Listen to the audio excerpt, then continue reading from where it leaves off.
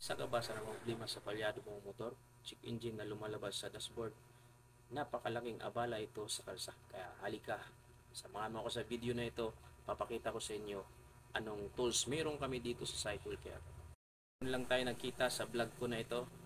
Ako nga po pala si John Rizalo Arivalo, team leader ng Cycle Care Motor Shop Naval.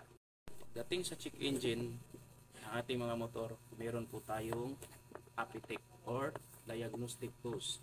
Ito ay isang tools na kayang basahin niya kung anong klaseng error meron ang ating mga motor. Kaya kung na-identify na kung anong klaseng error, kaya na nating trabahuin yan ng ating mga magagaling na mekaniko.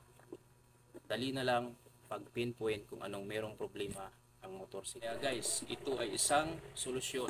Ito ay isang tools na solusyon sa FI or check engine na lumalabas sa inyong dashboard. Kaya bawal po sa ula-ula, lalo na po sa mga FI ngayong motorsiklo. Kaya kailangan natin ng Apitec. Sa dahilan kung bakit papugak-pugak ang ating motorsiklo or ang andar nating motorsiklo ay dahil sa napakaduming injector. Kaya papakita ko sa inyo kung anong klaseng tools ang naglilinis ng ating mga injector.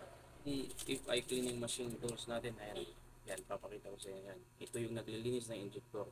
Meron siyang part na naglilinis at meron din siyang tester. Pagkatapos linisin, ititest natin kung gumagana ba ng normal ang ating injector. Sa susunod na vlog, ipapakita ko sa inyo kung ano ang mga function nito. Yung machine na to, ito yung nagtatanggal ng mga clog ng mga injector natin.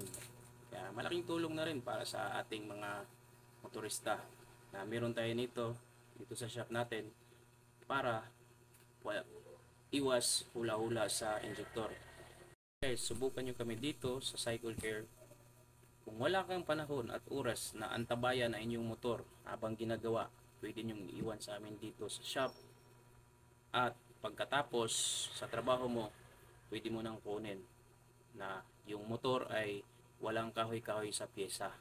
Ito na lang muna guys. See you next vlog. Brum brum. Bye.